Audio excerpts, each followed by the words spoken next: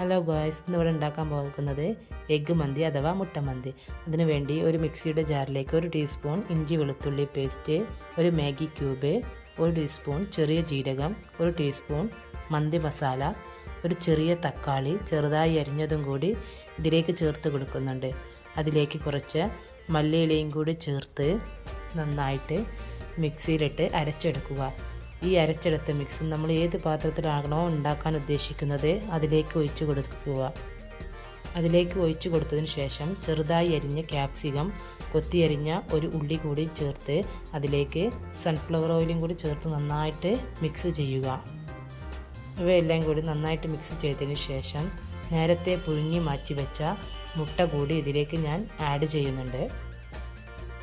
മുട്ട കൂടി ചേർത്തതിന് ശേഷം ഇവയെല്ലാം കൂടി നന്നായിട്ട് ഇളക്കി യോജിപ്പിക്കുന്നുണ്ട്.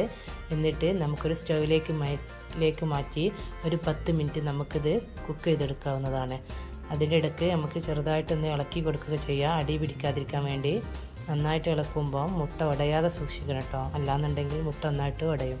അതിനുശേഷം ഇവിടെ മസാല ഇവിടെ തയ്യാറായിട്ടുണ്ട്.